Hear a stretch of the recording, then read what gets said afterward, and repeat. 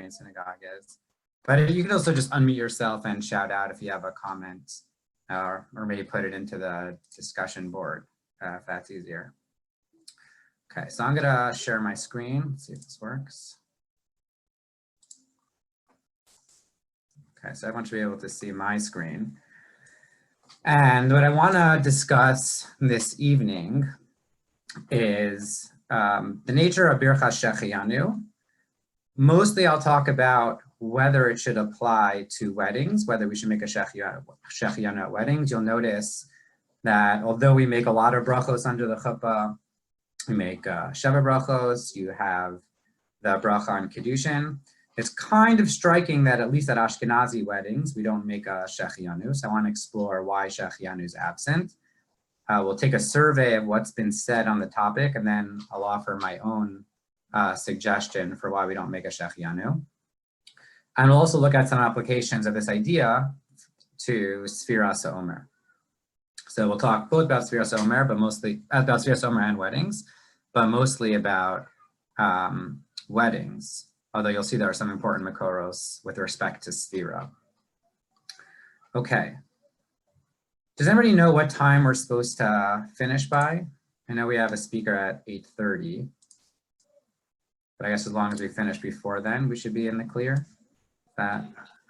There's a Tehillim at 8 o'clock. Okay, so we should finish by 8. Then, yeah. Okay, we could do that. Great, there we go. We got an official answer from Lower Marian Synagogue. Wonderful. Okay, so let me start with why you should make a Shehecheyanu in general. What's the mechayev? What's the basis for reciting a Shehecheyanu? And you'll see that there are at least 3 different sufficient reasons for why a Shehecheyanu should be made. And it seems like each of these should be a sufficient reason for making a Shehecheyanu at weddings. The first is actually somewhat controversial. This is the idea of chinuch, that if it's your first time doing a mitzvah, then you should make a Shehecheyanu when you do it. The Gemara Menachos and Ayin Hey and Beis has a bit of a cryptic discussion. I'll make my screen a little larger in case anybody can't see the small type. So the Gemara in Menachos here says you have a Kohen who's bringing karbanos in Yerushalayim, you should make a Shehecheyanu. Rashi there says that this is a Kohen who's bringing karbanos for the first time. And this seems to establish a general precedent, it's adopted by other Rishonim as well, that when you're nischanech in a mitzvah, that's your first time doing a mitzvah, you should make a Shehecheyanu. The Shulchan Aruch paskins variation of this idea in Yardei Siman Chaf Ches. So the Shulchan Aruch says if it's your first time shechting, I guess for a lot of us, if we shechted, it would probably be our first time, you should make a Shehecheyanu on Kisui Hadam. And the Mefarshim here explain this is based off this idea of Rashi in Menachos, that if it's your first time doing a mitzvah, then you should make a Shehecheyanu. So I would think that on the basis of this reasoning, if it's your first time getting married, so obviously not every time you get married, but if it's your first time getting married, it's your first time doing the mitzvah, you ought to make a Shehecheyanu. And yet at Ashkenazi weddings, we don't. Let's look at a second sufficient reason for making a Shehecheyanu. This comes out of the Rambam. You can see here in Brachos Yud Aleph Tes. The Rambam tells us a general rule. If you have a mitzvah she'ena tedira ve'ena mitzuya b'chol eis, you have an infrequent mitzvah. So the Rambam thinks that an infrequent mitzvah would be similar to a mitzvah that comes at fixed times during the year. So you make a Shehecheyanu the first time you eat in your sukkah. You make a Shehecheyanu when you pick up a lulav. So the Rambam thinks that by analogy, the idea of making a Shehecheyanu at a pidyon haben follows from this rule that whenever you have an infrequent mitzvah, eina mitzuya b'chol eis, you should make a Shehecheyanu. Now, by that logic, you would think that you should have to make a Shehecheyanu when it comes to weddings, because it too is an infrequent mitzvah, like pidyon haben, and so it should require a Shehecheyanu. And yet, again, we don't make it. The third ground for reciting a Shehecheyanu is the idea of a mitzvah that's a kinyan. If you have something that's an acquisition, in general, you make a Shehecheyanu, especially if you have a mitzvah that's an acquisition. So you buy a talis and you put it on, you can make a Shehecheyanu. This comes out of the Mishnah in Brachos, Bana bayis chadash v'kana kelim chadashim. You make a new acquisition, you make the bracha of Shehecheyanu. So at least in the way Chazal understand Kiddushin, maybe on some interpretations, Aisha Niknes, if you think that's a real acquisition, then you should require a Shehecheyanu on the ground of kana kelim chadashim, which would also warrant a Shehecheyanu. So you have three sufficient reasons. You have the idea of the first time you do a mitzvah, you have the idea of an infrequent mitzvah, and you have the idea of an acquisition. Each one of these should be sufficient to require Shehecheyanu. And yet you'll see Ashkenazim don't make Shecheyanus at weddings. So why is that? So I want to spend a few minutes surveying what's been said on the topic before we turn to a different suggestion. So the problem, this observation, this problem of not reciting Shehecheyanu goes at least as far back to the Ma'arik. The Ma'arik is in the transition phase between Rishonim and Achronim. Ma'arik in a tshuva was asked, why don't we make a Shehecheyanu when we do the mitzvah of Bittul Chametz? And the Ma'arik kind of responded, not sarcastically, but he responded rhetorically by saying, well, if you're worried about that, you should also be worried about why we don't make a Shehecheyanu either on Kiddushin or Nisuin, right? If you're worried about not making a Shehecheyanu at Bittul Chametz, you should also ask me why we don't make a Shehecheyanu at weddings. And he kind of leaves the question unanswered, but he at least points out that this is a problem. You'll see later Achronim offer a battery of different answers. What I'm going to suggest now is that none of these answers are either persuasive on their own merits, or they only work according to some narrow views in certain discussions, which we'll see straight away. So the Shach, for example, in Yeridea Siman Chav Ches, you recall this is where the Shulchan Aruch said that it's your first time doing the mitzvah of Shechita, of Kisvei Adam, you should make a Shehecheyanu. The Shach, because on the theory that the first time you do a mitzvah, you have to recite a bracha Shehecheyanu. The Shach says we must reject this view. We must reject the whole idea that you make Shehecheyanu as the first time you do a mitzvah. The proof being, he says that we don't make Shecheyanus when we get married for the first time, and we don't make Shecheyanus when we put on tzitzis or tefillin for the first time. So he thinks that this shows us that first ground for reciting Shehecheyanu is rejected by either most Rishonim or contemporary poskim, and so that's not a sufficient reason for reciting Shehecheyanu. So the Shach's move is to just reject the idea of chinuch being a basis for reciting Shehecheyanu. But notice the Shach's answer doesn't explain why we don't recite a Shehecheyanu at weddings, either on the theory that it's an infrequent mitzvah or on the theory that it's a kind of an acquisition, on the ground that it's an acquisition. Here's another suggestion that the Achronim make. You can see Shlomo Eger in his commentary on the Shulchan Aruch there in Siman Chav Ches. He says, well, maybe the reason why we don't make a Shehecheyanu at weddings is because it's only a hechsher mitzvah. And maybe the real mitzvah of weddings is procreation, puravu, parenting the children, or at least bringing children into the world. And so if you don't end up raising children, you don't perform the mitzvah. So you're not going to, if anything, you're going to make a Shehecheyanu on the mitzvah of procreation, not on the mitzvah of Kiddushin, because it's not a mitzvah in and of itself. It's just a mere hechsher mitzvah. So this is controversial just because it's not accepted by all Rishonim that Kiddushin is not a mitzvah. In fact, the way we seem to paskin, based off the way we make the brachos, is that Kiddushin is a mitzvah. So this theory of Shlomo Eger wouldn't work based off the way we paskin. He tries to ground his suggestion in the Rambam. The Rambam himself seems to say that there's a mitzvah of Kiddushin. But notice further that even if he was right, that the reason we don't make a Shehecheyanu at weddings is because it's not a mitzvah, it's just a hechsher mitzvah, it still doesn't explain why we don't make a Shehecheyanu, at least on the ground that it's a kind of acquisition. You know, if you acquire a new home, you make a Shehecheyanu. So you might think you acquire a spouse, that should warrant a Shehecheyanu as well.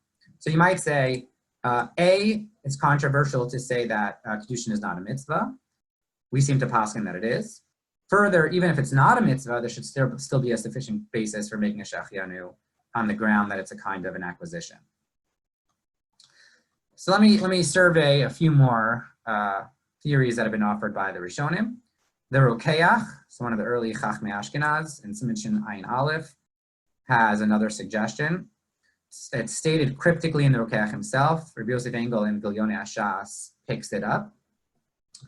He says, based off the Mishnayos and Brachos, So maybe if someone's done this recently in Daf Yomi, they could preempt the Rabbi Yosef Engel suggestion.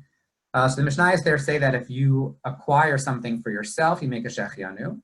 But if it's like a joint partnership that acquires something, then you make a Tov U'Meitiv, not a Shehecheyanu. So the Rokeach seems to suggest that the reason you don't make a Shehecheyanu at weddings, he says, is because it requires 10 people. Since weddings have to be done publicly, so it doesn't warrant this private bracha of a Shehecheyanu. Just point out two things. First of all, the Guyonei Ashas, commenting on this, phrases the question, Madua ein mevarchin zman an yisuei isha, kimo akana kelim chadashim. So notice that he's explicit that the reason why you would make a Shehecheyanu is on the basis of this acquisition theory. You're acquiring something new. No, remember, as you pointed out, against the Shlomo Eger's idea. So even if it's not a mitzvah, there still should be a sufficient basis for reciting a Shehecheyanu. He cites the Rokeach's idea that you don't make a Shehecheyanu on something that's a shared simcha. Shehecheyanu is really for a private simcha. And he says, well, that's a bad answer. Gam hu gufa kasha de levarech hatov ha'meitiv. You know, the Mishnayos say you don't make a Shehecheyanu, but you do make hatov ha'meitiv. So you might say that the Rokeach's answer just pushes the question a stage further on. Yeah, you don't make a Shehecheyanu, but you should still make hatov ha'meitiv on a shared simcha. So you can see the Rabbi Yosef Engel is not so pleased with this suggestion of the Rokeach. I'm going to survey two other brief answers, and then we'll turn to the main analysis for tonight. So Chassam Sofer in Tshuva Orach Chaim Siman Nun Hey, he quotes some earlier Achronim, the Simcha Chadasha, who says that the reason we don't make a Shehecheyanu is because any mitzvah that depends on somebody else, so there's always this concern that the other party may not consent to the mitzvah, right? So you're there under the chuppah, the groom gets up and he says, Harei Mekudeshes li. We're really uncertain whether the bride is gonna consent to the marriage. So if you make a Shehecheyanu before the Kiddushin is done, there's this kind of suffix that it might be a bracha levatala, an unnecessary bracha, because I guess the bride could always turn him down. Now, that's kind of it's an interesting suggestion. The problem is that we reject this suggestion with respect to the brachos of Nisuin itself. So there's this whole concern that you can't make the birchas kiddushin before the bride accepts the marriage. So some Rishonim suggest that you should really make the brachos after the kiddushin is done, on this theory that we don't know whether the bride is going to accept.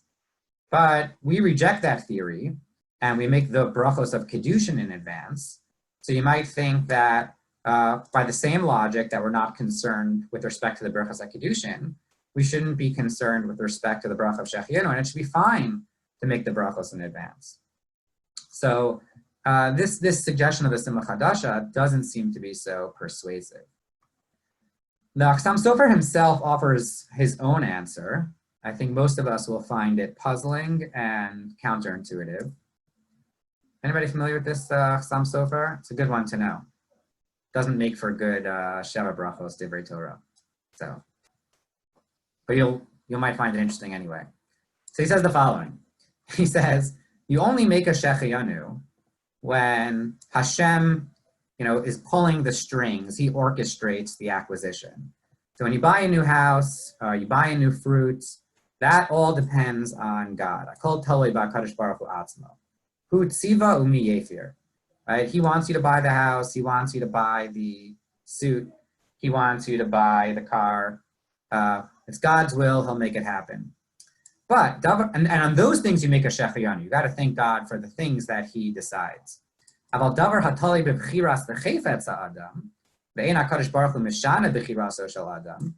But things that depend on your own volition, and he says, like, choosing who you're going to marry. So a spouse decides who he or she is going to marry.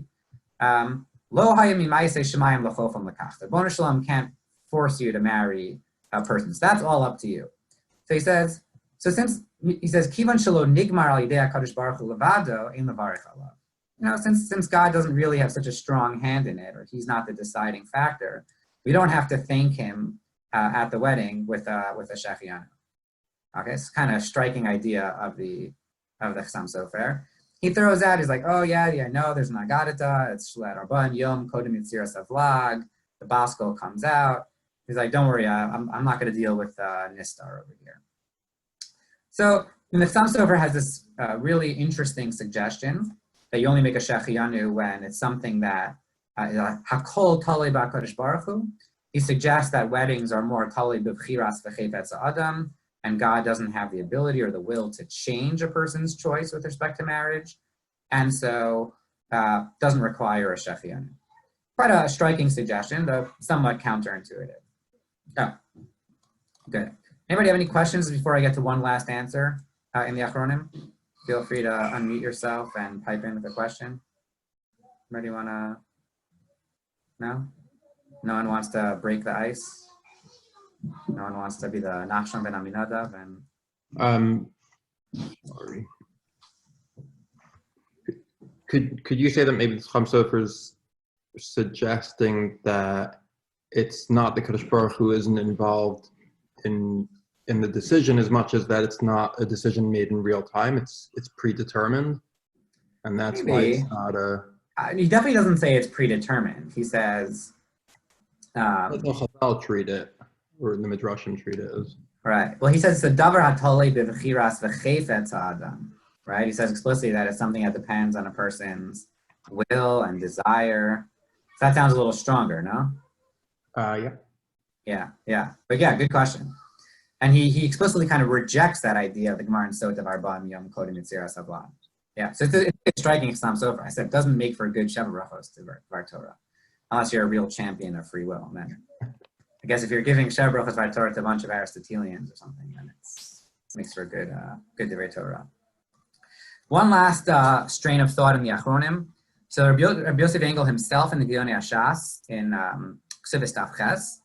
So he poses this question, which we saw earlier, and he says they asked this question to the Or Shraga, why we don't make Shecheyanus at weddings, and he had this great response. Here, it seems like it was somewhat sarcastic. He said, "Hayalahem lisholam yomar dayin emes." So you're asking me why we don't make Shecheyanus at weddings. You should really ask me why we don't make the bracha of Baruch Dayin Emes at weddings. So, bit of a mood killer, right? And Rabbi Yosef Engel himself says, what did he mean? Can't be that he was just trying to best his interlocutor. He wasn't just trying to be sarcastic. So, lo zacha kenegdo.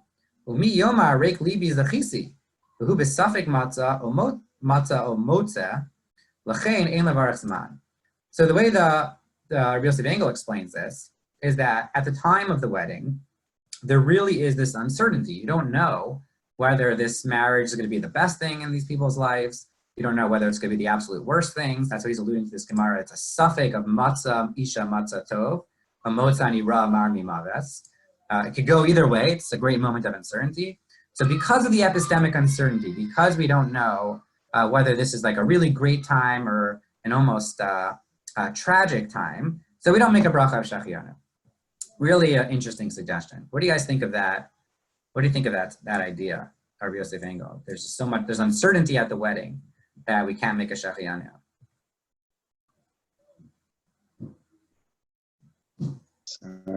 Less romantic, but very logical. I think it's logical. It's okay. It's fair. You're saying the uncertainty has that notion that there's this real uncertainty has it has some suasion.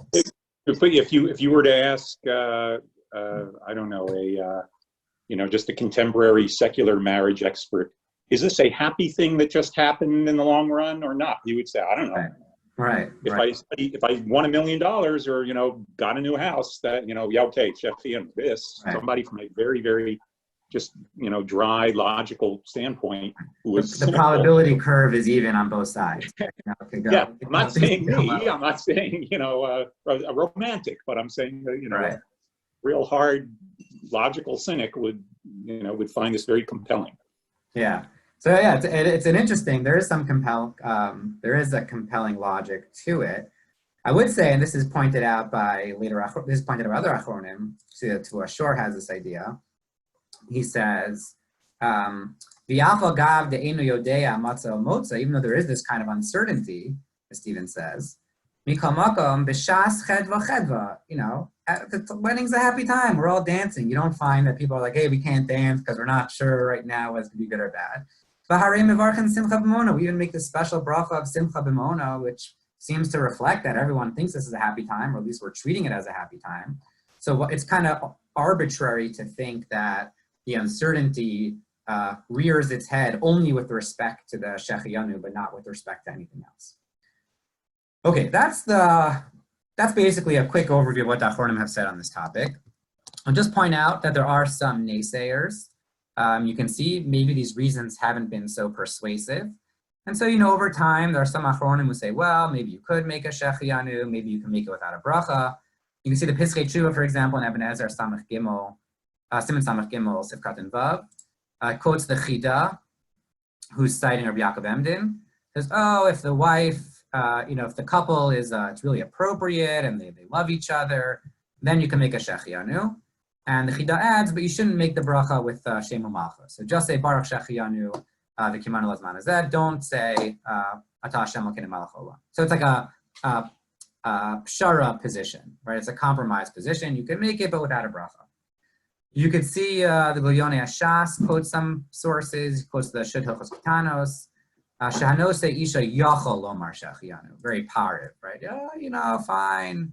Begrudgingly, you can make a Shehecheyanu if you want it or something. My father actually pointed out to me, I think he just came across this almost by accident. So there are these Piskei Ravigdar at Sarfati. It's like one of these late French Balei Tosfos, ala Torah. And he's just talking about he's commenting on the pasuk of Ki Yikach Ish Isha, and he says, oh yeah, at a wedding you make the brachos, Shir Kishem Sosevan L'Kadesh Isha, which we don't do. This Shehecheyanu, he just mentioned Shehecheyanu. So I guess there is this early source going back to late France that you make a Shehecheyanu. But it's not the minhag that was accepted amongst all the poskim in Ashkenaz. So what we have here is there's a problem, just to reiterate. There's a problem. Why don't we make a Shehecheyanu at weddings? We saw that there are 3 separate grounds for why you would make a Shehecheyanu. We saw a whole range of arguments in the Achronim to try to justify why we don't. Those arguments range from saying that maybe Kiddushin is not really a mitzvah, to the idea that maybe there's this epistemic uncertainty, we don't know whether it's a happy time, to the idea that maybe the wife will turn down the husband's Kiddushin, and then it'll be a bracha vatala, to the idea that maybe you only make a Shehecheyanu on things that Hashem really controls, and he doesn't control marriages in the same way, so you shouldn't make a Shehecheyanu. So really a whole range of ideas trying to justify this minhag not to recite the bracha. That's the background. I'll want to outline theory, which I think will explain, or at least offer a different explanation for why we don't make Shehecheyanu. And I think it will tackle all 3 grounds. It'll explain based off all 3 reasons why you would generally make a Shehecheyanu, why they don't apply. So let's get into that analysis. But I'm happy to take any quick comments or questions before we jump into the main course. Okay, so feel free to interrupt me if you have a comment as we go along. Can you just clarify what the 3 reasons why you would say Shehecheyanu are? Yeah, so the 3 reasons are that one idea is that if it's the first time you're doing a mitzvah, so the Gemara Menachos seems to say you make a Shehecheyanu, and if it's the first time you're getting married, then you should make a Shehecheyanu. That's number 1. Number 2 is the Rambam has this idea, if it's an infrequent mitzvah that doesn't come too often, like Pidyon Haben, so you make a Shehecheyanu. Wedding seems to fall under that description. And the 3rd is anytime you acquire something, you make a Shehecheyanu. And we saw as a Rabbi Yosef Engel, for example, Kiddushin is a kind of a kinyan. It's kind of a acquisition. We say Isha niknes begimel drachim, ki yikach ish. And so at least on that ground also you would think that there should be a reason to make a Shehecheyanu. So, and David, you see from all these sources, all these Achronim are assuming, hey, you should make a Shehecheyanu. Why don't we? All right. Now, some of the answers that the Achronim give are limited to one of those grounds. So like the Shach said, oh, maybe we reject the idea that you should make a Shehecheyanu the first time you do a mitzvah. And Reb Shlomo Eger's idea is that, oh, maybe Kiddushin is not a mitzvah, just a Hechsher mitzvah, which would explain, which explains why from the perspective of the mitzvah reason, we don't make a Shehecheyanu, but it doesn't really explain why from the acquisition reason we don't make a Shehecheyanu. All right, David, does that help? Okay, good. So here's the theory that I want to outline and suggest. The basic idea is that when we have to look to the fundamental structure of how the halacha conceives of ishus, right? What is a wedding, or what does it mean to create this marriage? And my analysis here is going to be very halachic, so I just want to spend a few minutes looking at what are the stages of effecting, or bringing into effect, or generating, or creating the halachic notion of marriage. And just kind of the big picture idea is that even just from the way it's structured in halacha, is that this idea of a wedding, even though we go and we celebrate and it seems like the couple goes from, at time A, from being unmarried to suddenly being fully married, I want to point out that if you look carefully at the nature of ishus and halacha, you'll see there are these different stages that go into effect at different times, and then different aspects of the ishus begin at different moments in time. So it's not like this idea where you could say, you know, oh, the boy, or he's not bar mitzvah, now he's bar mitzvah. The girl, she's not bas mitzvah, now she's bas mitzvah. So marriage isn't like that from the halacha's point of view. There are all these different separate stages that unfold in a sequence. And we'll see why that's significant in a few moments. So let me just give a few examples of this. We know that in times of the Gemara, so there were two important stages of ishus. There was Kiddushin and Nisuin.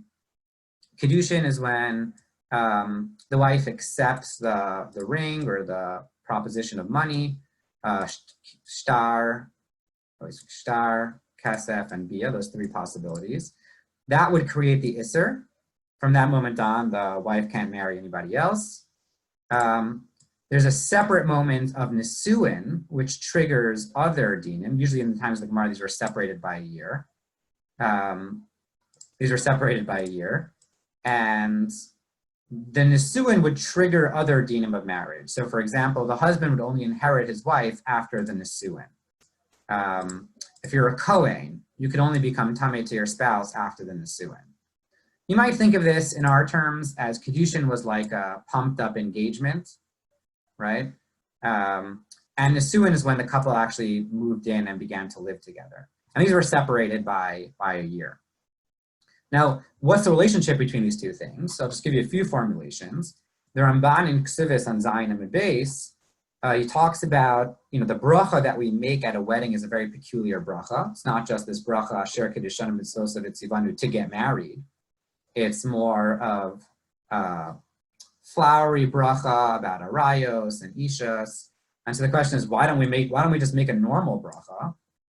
And so the Ramban says, Kivan shehachuppah v'hakidushin eina nasin b'vasachas. Certainly in those days, the chuppah and the kiddushin were separated. Chatzi ha-mitzvah nasis b'kiddushin. Kiddushin is only half the mitzvah. And so therefore we can't make a birchas ha-mitzvah at the time of the kiddushin because the marriage is only half created. Okay? The ilu haisa ha-chuppah nasis achshav, ha-yimivarchan asher k'shem sosa v'tzivanu al kiddushin v'achuppah. Okay? And so his answer basically is that Kiddushin and Nisuin are two parts to this complex mitzvah of ishus. Each is a chatzi mitzvah. Neither is sufficient on their own to affect the marriage. And so you can't make a normal bracha, birchas ha-mitzvah on the Kiddushin because it unfolds in stages. That's what we need to take from the Ramban for now. Let me give you another formulation of this idea. There's the famous stira in Rambams. The Rambam in his Akdama to Hilchos Ishus says the mitzvah is Lisa Isha, which implies that Nisuin is the marriage, when they move in together, when they start living together, or maybe Chuppah even, we'll see in a moment. But in Ishus, the Rambam refers, in Hilchos Ishus, in the substance of the Prakim, the Rambam refers to Likuchin Elu Mitzvah say, after he refers to the Kinyan of Kiddushin. So a lot of the commentators here are puzzled, well, is the Likuchin, is the Kiddushin the mitzvah, or is the Nisuin the mitzvah? So people beat up the Rambam about this. And of course, the Rambam's greatest defender, his son, Rav Ram ben Rambam, spent his life trying to defend his father from the criticisms of Daniel Abavli and others. And so Rav Ram ben Rambam here in Siman Samach Daled says, you guys misread my father. The answer is really simple. Really, the mitzvah is the Nisuin, okay? When the Rambam said that Kiddushin is the mitzvah, what the Rambam meant is that that's the Tchilas mitzvahs HaNisuin. The Nisuin begins from the Kiddushin. So it's kind of like the Ramban's idea, right? It's the mitzvah starts at the Kiddushin, but it doesn't get completed until the Nisuin. He says, Aval Kiddushin below Nisuin vaday lo hishlama mitzvah adayin. If you just did Kiddushin without Nisuin, you haven't completed the mitzvah, the marriage hasn't been effected yet. There's just another formulation in the Rishonim. Let me give you one other idea to motivate this. The Rush in Ksivis in the first parak here discusses an interesting problem. Suppose you forgot to make the bracha of Kiddushin at the wedding. Remember the times of the Gemara, these are separated by a year. So most Rishonim think that that's too late. If you forgot to make it before the husband put the ring on the wife's finger and said it out Mekadeshly, it's too late to make the brachos. You have to do the Nisuin a year later without brachos. But Rabbeinu Nisim held that you could remake the Birchas Kiddushin at the time of Nisuin, because like Nisuin is like the completion of the Kiddushin. You know, it's kind of the whole thing is open and happening. It's not like these are discrete stages. The Kiddushin is building up to the Nisuin. And so if you forgot to make the bracha earlier, you can make the bracha up until the Nisuin. And he gives this kind of, you might say, infelicitous analogy to the fact that you could bench so long as you're still digesting the food. So he says, in the same way that you could bench so long as you're still digesting the food, so too, like the Kiddushin, I suppose, is still being digested until the Nisuin. Like once the Nisuin goes in, then it's all over. He says, Kol zman shelo nigmar ha-heter mevarech. The kivan she'en ha-heter nigmar ela yidei chuppah, yicholim lomer ha-bracha b'shas ha-Nisuin. So the idea is that there are these two stages to creating marriage. They're a year apart or they're separated, but one is building up towards the other. Okay. Isn't there a Havamina in the Gemara that you could flip Nisuin and Kiddushin? Yeah, there's actually a daya. Yeah, there's actually a view that holds that even Maskana. Mordechai has that view. So the question is, does that pose a problem for this analysis? Or, David, what do you think? If there's a Havamina that you could flip them, it'd be strange that if you missed the bracha on Kiddushin, you wouldn't be able to complete it on Nisuin.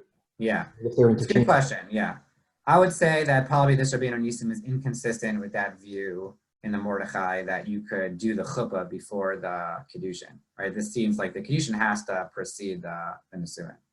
But some people think that Badekin might be a form of Nisuin, right? And then at our weddings, we do Badekin before Kiddushin. Yeah, it's an interesting observation. Good. Let me skip here a little bit. What I want to just draw broadly from that is that you see there are really these two stages. There's Kiddushin and Nisuin. One is leading up to the other. It's not like the Kiddushin is created at some instant or some moment. It's not like the marriage is created at some moment. If you look very closely at certain Rishonim, you could actually that Kiddushin, the halachic notion of marriage, is even more complicated as more stages than that. So right now, these Rishonim have been assuming that Nisuin itself is a simple event, right? Kiddushin is when you give the ring, and Nisuin, I suppose, is when you stand under the chuppah, let's just say. But we'll see there's the Talmud of Rashba, who has a very insightful analysis, where he actually thinks that Nisuin is a complex event, itself broken down into two separate stages. He says some Rishonim, so Midivrei Ksas Rishonim, you get the impression that chuppah and Nisuin are the same thing, right? That chuppah just means Nisuin and Nisuin just means chuppah. But he says, he thinks that's wrong. He thinks if you look carefully at the Makoros, Nisuin and chuppah are actually two separate things. And he explains it the following way. Okay, so this is such a great shita. He says, the following is true. The father would give his daughter over to the future son-in-law to be a wife, I guess as the custom was. That's considered Nisuin. V'hi haisa omeda sham yomo yomayim, and then she would, I guess, live or stay with her husband-to-be for 2 or 3 days. until they got the party all together. And once the party was set up, then they would invite the friends, etc. And then they would designate a specific house where they would celebrate and they would dance and whatever. And then they would have their first intimate encounter the night after, or the night of this second celebration. So what he says is that Nisuin precedes chuppah by a few days. Okay, Nisuin is like this event when the father would, escort his daughter to the son-in-law's place or something. She would live with the son-in-law for a few days. Then they would have the celebration, and that's called chuppah. Right? So you can imagine our weddings just with this. Our weddings are a chuppah, and Nisuin precedes it by a few days. Now the important thing here is that the different dinim go into effect at different times. Mishas ha-Nisuin hu yarsha, the husband would start inheriting his wife from the moment of Nisuin. That's the moment when the father handed the daughter over and she moved into the son-in-law's house, into her husband's house. But these other rules that a husband, if he's a Kohen, can become tummy to his spouse, and that the husband has a right to be mefer nedarim, those only go into effect after Knisa l'chuppah. Then they're fully married. So what's striking from the Talmud Rashba's analysis is that we actually get three separate stages for the Jewish marriage. You have Kiddushin, Nisuin, and Chuppah as three distinct stages of creating Ishus. Let me now point us to fourth stage. It's not accepted by all Rishonim, but it's an important view to know. And this view holds that there's actually a fourth stage that's created by the brachos, the Sheva brachos that we make under the chuppah. And that does something distinct from the chuppah and the Nisuin.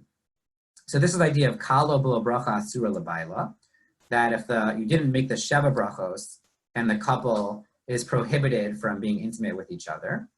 So the heter for the couple to live together has nothing to do with Kiddushin or Nisuin, or Kiddushin, or chuppah. It really flows from the birchos chasanim, from the brachos that are made under the chuppah. I won't go into this into too detail. The Ran says that you have to make these brachos before yichud, because yichud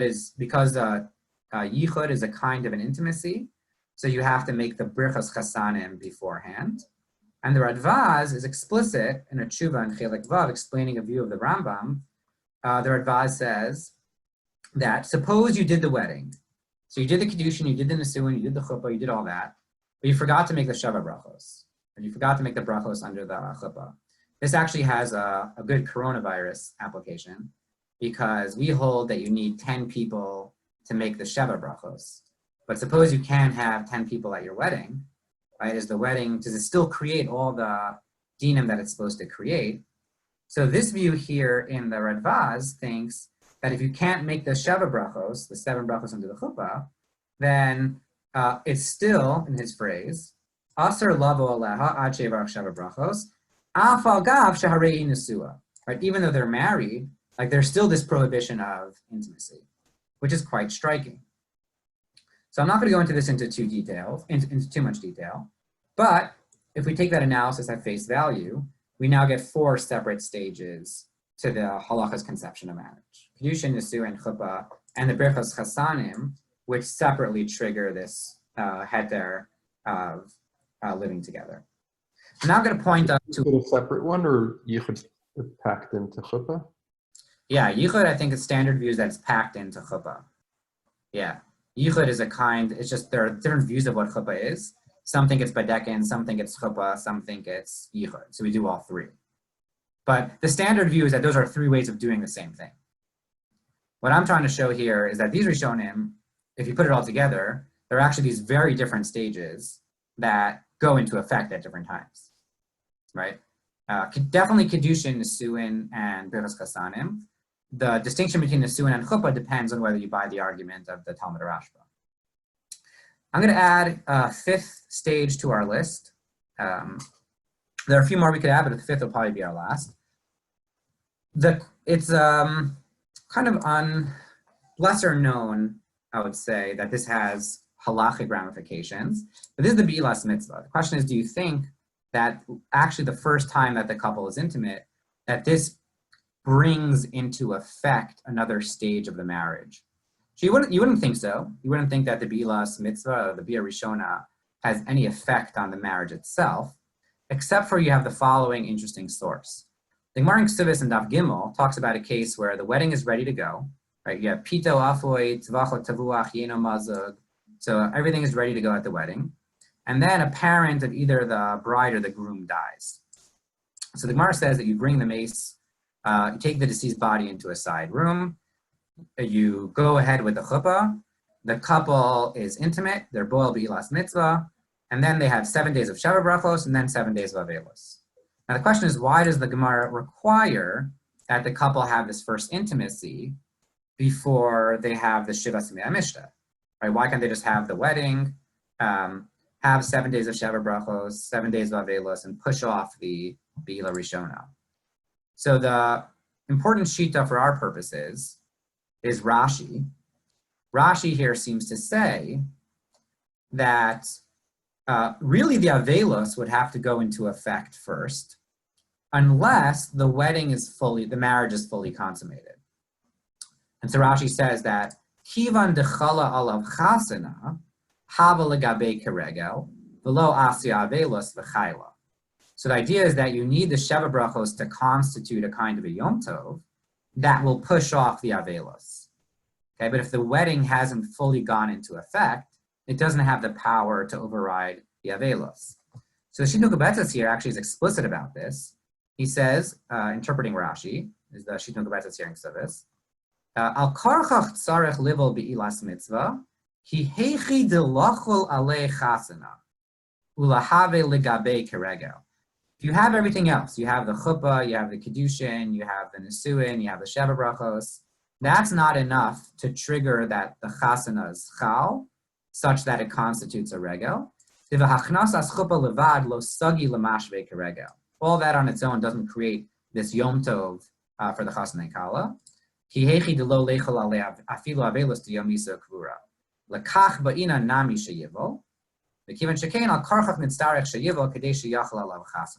Very striking view, right? It seems to suggest that the full marriage, from the halacha's point of view, hasn't gone into effect until there's the bi'las mitzvah. The proof being this case of Avelos, that you need the bi'las mitzvah to push off the Avelos, otherwise the Avelos would triumph over the, half-initiated marriage. Okay, so we have right now 5 stages, at least: Kiddushin, Nesuin, Chuppah, Birchas Chasan, and Bi'las Mitzvah. I grant that maybe not all Rishonim buy into each of these stages as being distinct, but at least for the broad picture that I want to paint right now, you can see how if you put together these different views, you get this multi-stage process. Let me just gesture at other ways of other aspects of the structure of marriage that may be relevant. So you might think, for example, that Sheva brachos, those 7 days, also adds another dimension to the halacha's conception of marriage. I'm not going to go through these sources inside, but I'm happy to send them out if anybody wants to take a closer look. Shana Rishona, we know that, for example, there's this exemption from serving in the military during the first year of marriage. We know that we make, at least some views in the Gemara think that you can make the bracha of Simcha B'mono for a year after the marriage. And so you might want to think, I don't have any clear-cut proofs, whether the Shana Rishona and whether the Shiva Simei Mishta, the 7 days of Sheva brachos, are also significant in the halacha's conception of creating different dinim of ishas. In the earlier stages, it was very clear that different dinim of marriage went into effect at different times. Kiddushin triggers the Isser. Nisuin, according to Talmud Rashba, triggers the Yerusha dinim. Chuppah triggers Hafaras Nidarim and Tuma. The brachos, the Sheva brachos that you make under the chuppah trigger the heter of Yichud. And then the Bia Rishona creates the Shem Yom Tov that would override Avelos. So it seems you just see that each of these stages has its own halachic status. Let me just point to one final stage of marriage. Maybe this is the most obvious. and that is maybe puravu, right? Raising a family. You might think that's very important to the halakha's conception of marriage as another stage of furthering it. Just point you to one source. We already saw Reb Shlomo Eger, who thought that you could argue that Kiddushin is just a hechsher mitzvah for puravu. The Rosh earlier has that shita. But the Mordechai in Ksivis, in Remez Kaf Lamed Beis, says the reason why we don't make a birchas ha-mitzvah on Kiddushin, we don't make a bracha asher Kiddushan Misosa B'tzivanu L'Kadesh Isha, is because the Kiddushin itself is not the Gemar mitzvah. What is? Maybe the Nesuin. V'shas Nesuin nami ein mevarchin al Nesuin. The Shema have a bracha levatar, the Shema lo yizku l'hibanos yachad. Right? He's saying that you can't make a bracha on the Nesuin because you don't know if they'll be able to raise a family together. A poignant observation, but it's significant for his conception of marriage that he thinks that what makes us view the Nesuin as a mitzvah is that it leads to the stage of puravu, of raising a family. There's a nice, maybe a nice way of thinking about this is Rashi in Bereshis. Torah says, "Aken Yazov esav v'imo v'davak v'ishta v'hayla basar echad." Basar echad you might think is referring to the bride and the groom themselves, but Rashi there says that it's referring to the havlad hanotzer al yidei shneim v'sham nasa b'saram echad. Right? That this you might think that Rashi here is pointing us to the idea that a significant stage in the marriage of the couple coming together is through the children that they raise together. The sham nasa b'saram echad. So that at least points to maybe a further stage of the halakha's conception of marriage is the mitzvah of puravu. So why did I take you through this really long detour through the structure of Jewish marriage? So the main argument I want to make is that the nature of marriage in the halakha's eyes, the way the halakha sets up its conception of these different stages of marriage, is that there's no one moment when it views the wedding or the marriage as going into effect. Each stage is really pointing forward towards the next stage. The Kiddushin is not a mitzvah in and of itself because it's really just setting the stage for the Nesuin. And the Nesuin is not considered to be, the marriage is fully in effect because the Nesuin is just pointing forward towards the chuppah. And even the chuppah is not the completion of the marriage. It's really pointing forward towards the Birchas Chasanim, to the Sheva Brachos. And even the Sheva Brachos doesn't create the halakha's conception of marriage. That's pointing you towards the Bia Rishona. And then the Bia Rishona itself is not the end. That points you towards the puravu.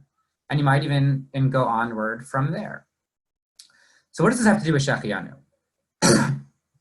So I think where Shehecheyanu comes into the picture here is that, David, do you want to get a quick question in, or? Yeah, we kind of have that with Yomim Tovim. We have Kavanah to the Shehechayanu's Motzi, the other mitzvahs of the Yontiv. Okay, but I think that's slightly different. I think it's very different. So let me get to that in a second. Well, it's a good question. I'm going to get to that in a second.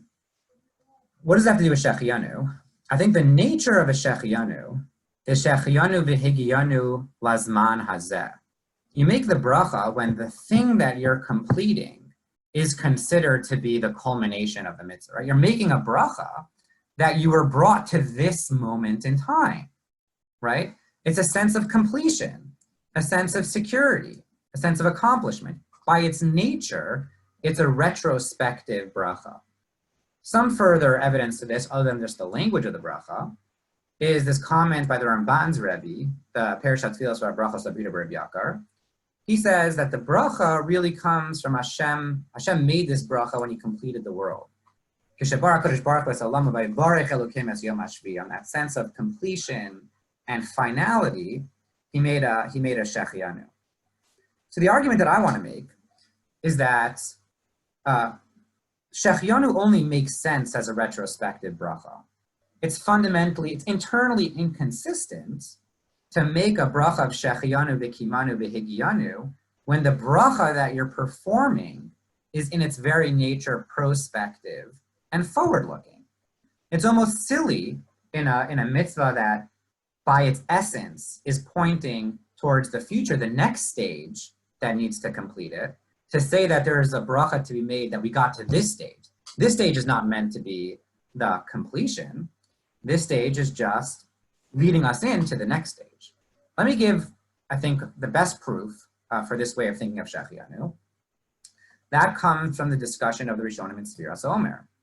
Rabbi Yerucham says that the reason why we don't make a Shehecheyanu on the mitzvah of Sefirat ha-Omer, even though it's a special mitzvah, is because she'ein omrim zman ela ad davar al davar shehu gmar ha-mitzvah. V'zeh eino nigmar ad arba'im v'tisha yom. We don't make a Shehecheyanu on Sefirat ha-Omer, not because Sefirat ha-Omer is not a mitzvah, it is a mitzvah, but it's a mitzvah in its essence is prospective, counting down to Shavuos.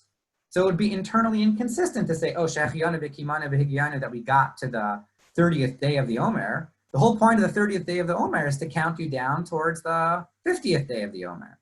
So it would be internally contradictory to recite a Shehecheyanu on a mitzvah that's fundamentally prospective. And you can see the Maharil has a similar idea about Sefirat ha-Omer. And I want to say that's what's going on when it comes to the halacha's conception of marriage. It would be inconsistent with any one of these stages as the Gemar HaMitzvah when each stage is fundamentally looking forward to the next. David, I'll take your question in 30 seconds. Oh, go ahead. I just want to further expand and explain how this explanation is different from some of the earlier views that we saw in setting out in the beginning of this year. So Shlomo Eger came close to saying this idea, except that his point was that Kiddushin is a non-mitzvah. Kiddushin is a hechsher mitzvah, he said, and therefore because it's not a mitzvah, you don't recite a Shehecheyanu.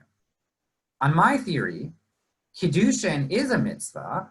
It's a mitzvah. It's just a forward-looking mitzvah, and that's why you don't make a Shehecheyanu, because it's a mitzvah that's inconsistent with the essence of Shehecheyanu, which is different from Shlomo Eger, who's saying the reason why you don't make a Shehecheyanu is because it's a non-mitzvah.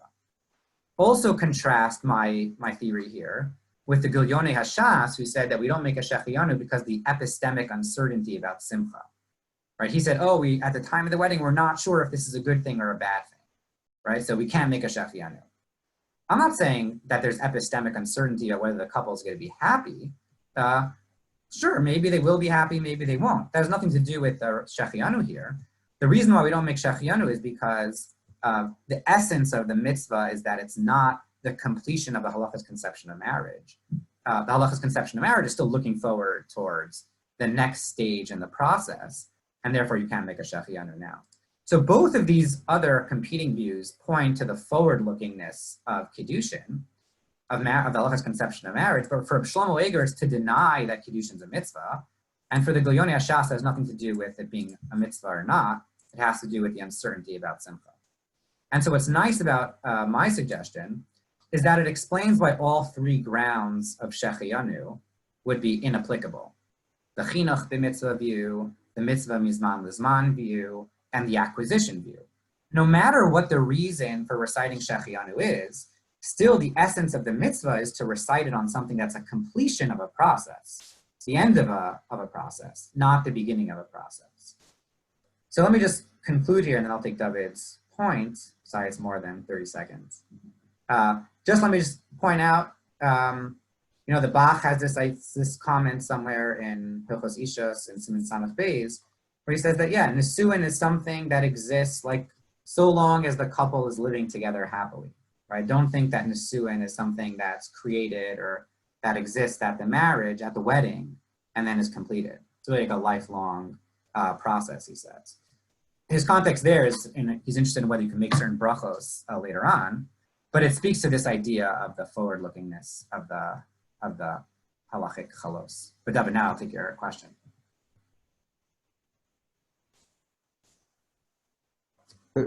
I guess according to that, wouldn't you make the bracha afterwards rather than over the asiyasam? The bracha of Shehecheyanu? Yeah, if it's a retrospective bracha. Well, you make you're saying for in general, whenever you make it. Yeah, in general, we make the, like, Berachas Hanen, and we say over the asiyah, you'll make the bracha first. Wouldn't you say with something like this, you should do it after the kiyum, you should make the bracha? It's interesting. Usually you make Shehecheyanu, though, as you're doing the thing, right? So you're saying like, so happy that I was able to get be Mekayim of Sukkah, right? Because the bracha the mitzvah that I'm about to do is totally complete and self-contained on its own. So you're right that we make the bracha in advance, but the point is that getting to do the thing that I'm doing right now has that sense of completion in and of itself. You might think that it might even be true, David, that sometimes it is made after the fact. So for example, the Shehecheyanu that you make on a lulav is often after you put your lulav together. The Shehecheyanu that you make on your sukkah is after you're already in the sukkah and it's on Yom Tov, right? So those aren't necessarily over L'asiyasa on Shecheyanus. Yeah, but it's a good question.